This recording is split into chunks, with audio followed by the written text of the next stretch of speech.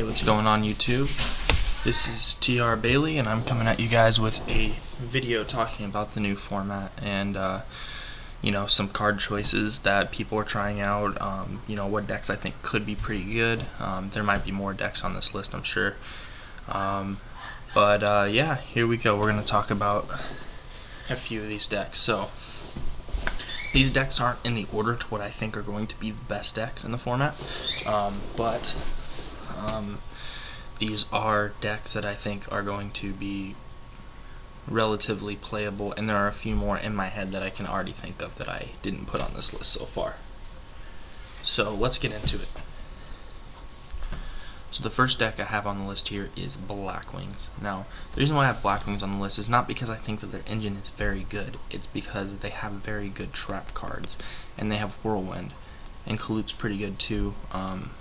But the thing is about this deck is that you can still lose to this deck, even though I don't feel like it's that great.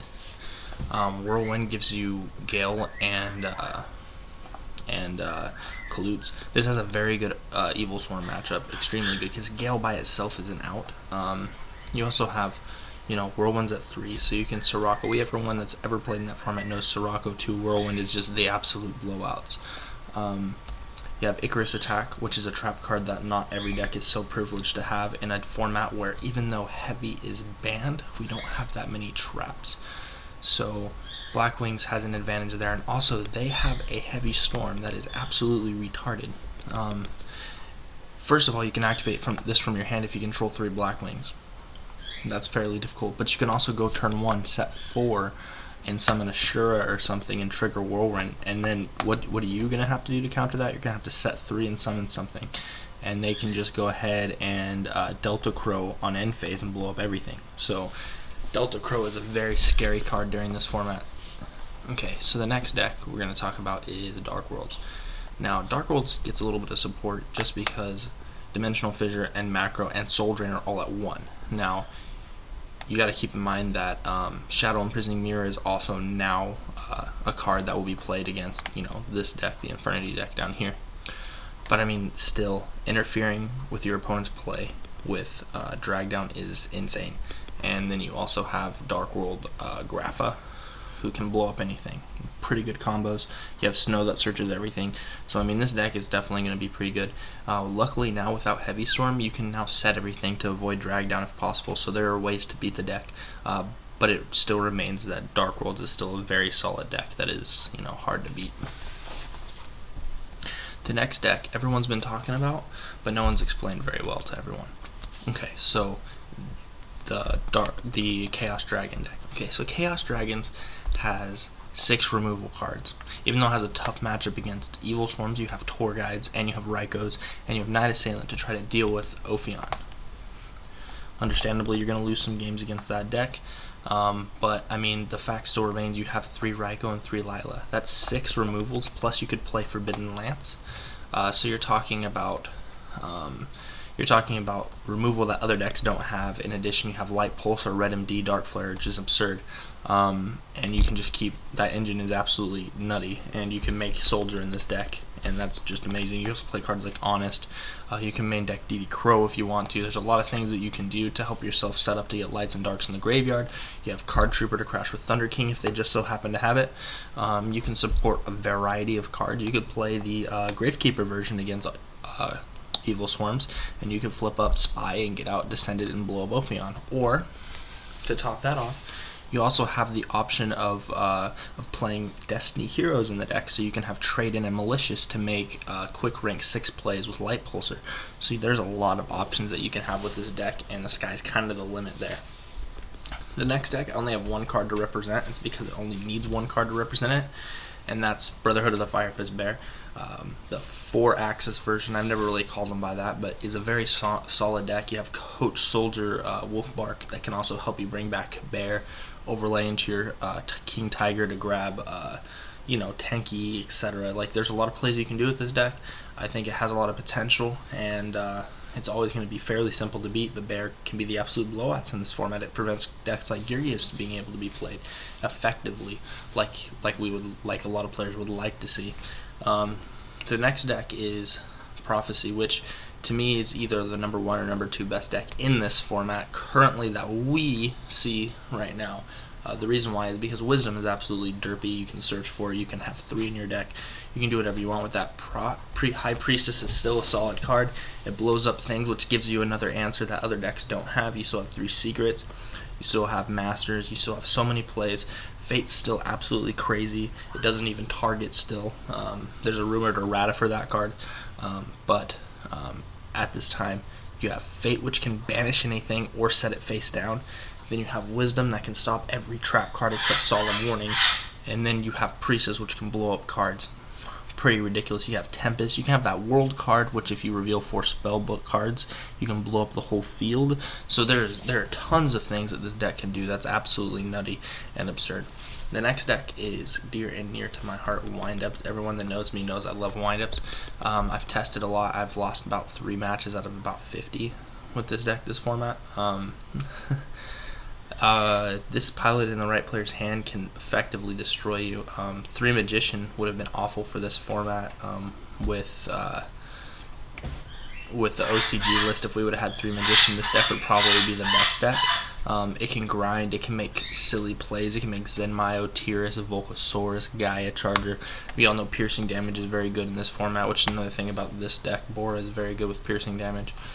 So you have so many versatile plays, you can grind it out. Factory Rabbit's still probably the best start in Yu-Gi-Oh! Right now. So this deck has a lot of good plays. So yeah, this deck is definitely to contend with Soul of Silver, Mountain, Lance. So many good plays. Now this deck is probably what I consider either the first or second best deck. Same with Prophecy.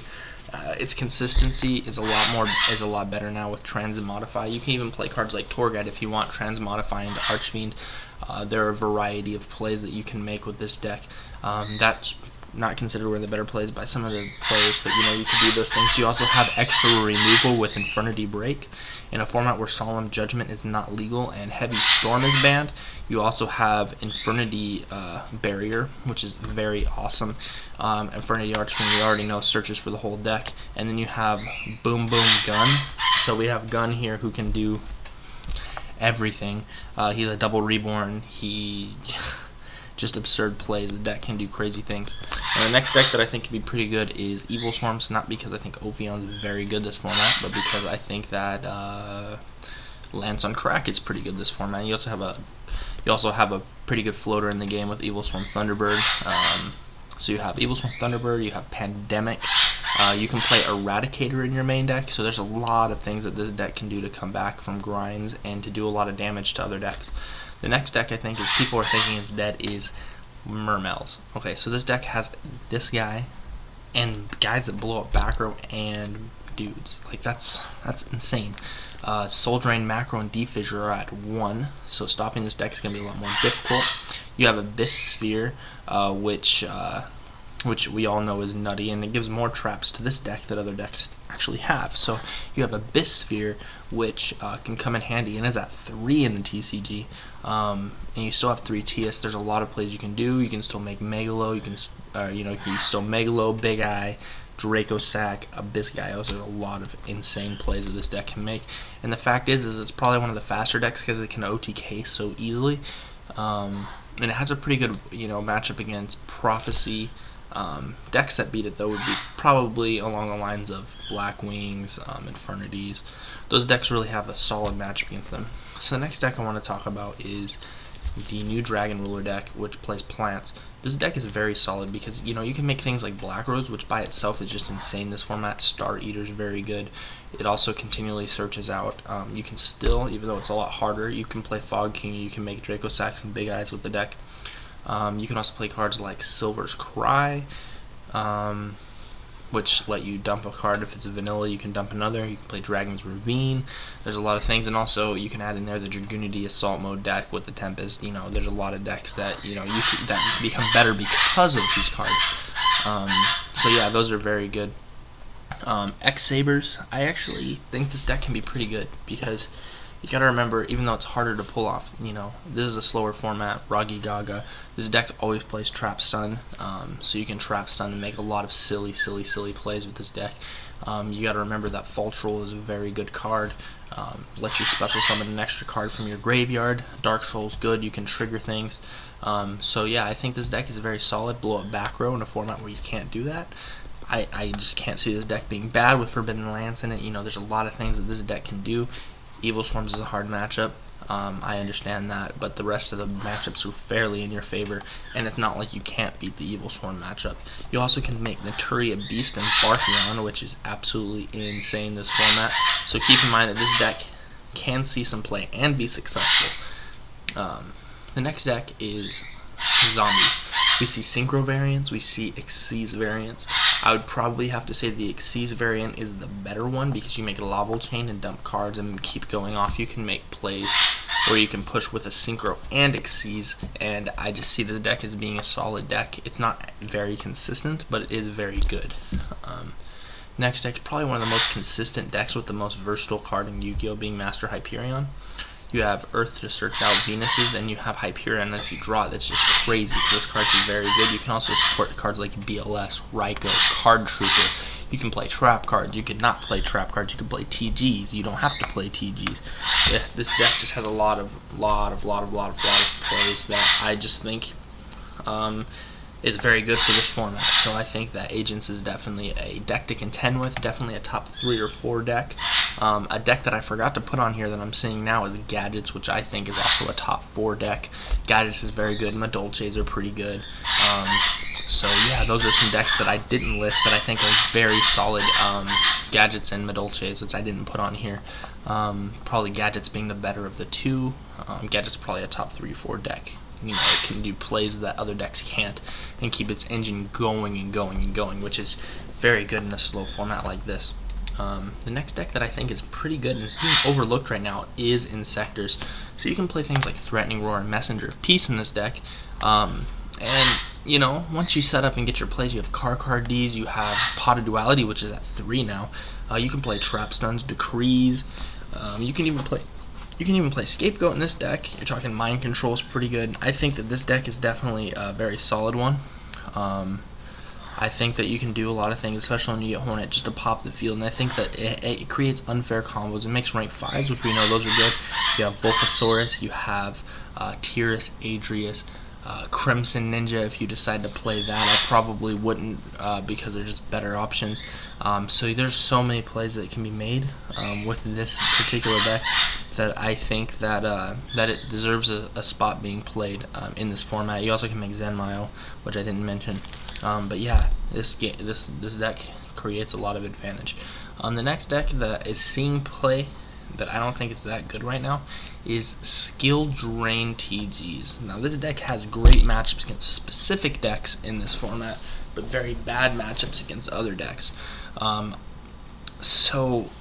I mean, to be honest with you, Skill Drain, Horn of the Phantom Beast, those cards are very, very good, and that's just something that can't be denied by any player. Skill Drain, you know, it's a scary deck to see, but it's not what it used to be. It wasn't in a format where if you have your combos you usually just win. You also got to remember Tengu is limited to 2, so that part of its engine is not the same anymore. But with that being said, I still think this deck can be very, very good. But I don't think it's as good as the other decks mentioned before. And yeah, like I said, I forgot Gadgets and Madolches on this list, which I would probably have on here if I had remembered those. So yeah, those 2 decks are very good along with these. So now just some cards to talk about this format. So we have Lance. Lance is insane. Like, people are saying 7 tools, Trap Stun, Roll Decree. I think Lance is very good because Lance creates a lot of blowout situations. It keeps, like, in the wind-up deck, for example, it keeps Soul of Silver Mountain and Zenmile alive. It can keep your Lilo alive to beat 2 back row and Chaos Dragons. It can save your Light Pulsar. It can save your Soldier. Wisdom is very good in Prophecy, so you wouldn't play that. Also in Black Wings, it can be pretty good too. Sabers, Insectors, you know, just the decks go on and on where this card can be very, very solid. Next one's Mind Control. In formats like this, subtle +1s are very helpful. Scapegoat, it's at 3, that's pretty insane. And then in combo with that, Enemy Control is really good. You also have Roll Decree, Trap Stun, which I think are they're very solid. You have Dust Tornado, which I think should be mained as in replace of Heavy Storm. So you have 3 MSTs and 1 Dust Tornado. I think is the way to play that. 1 Black Horn of Heaven, or I'm sorry, not 1. Black Horn of Heaven is a card that I've been seeing tested online. Guys, I don't think that it's good enough yet. A lot of the plays of this format are still not inherent special summons, so you gotta keep that in mind. Maybe a good side deck choice though, just to keep in mind. Alright, some extra deck cards that I think are really good this format. So you have Hierophant of Prophecy. This guy blows up cards, spells and traps. Pretty good in the format where spells and traps are important. You have Zenmaio, a very solid card, blows up spells and traps. You have Tiras, very good card, can only be beaten by Compulsion Deepers, and that's 3 cards. You have Omega, unaffected by, makes Constellars unaffected by traps, and this also represents Constellars, which I think is a pretty good deck as well. But yeah, so we have that. Constellar Palladius, he bounces cards. You have Bahamut, Ophion, and Dweller, which I think are all 3 very good. I think Ophion's very good because it searches for Pandemic. This steals cards, and this negates a lot of cards that start in the graveyard, i.e. Mizuki, Dragon Rulers, Dark Worlds in certain situations. Yeah, TGs even. So there's a lot of things that Dweller can do that can help. Naturia, Beast, and Barkion are cards that if you get them on the field, they're really good. You have Black Rose, Star Eater, High on Lay, Laval Chain, and Shooting Quasar Dragon. Well, thanks for watching, guys. Please don't forget to like, subscribe, and comment. Let me know what you guys want to see, and that's TR Bailey signing out.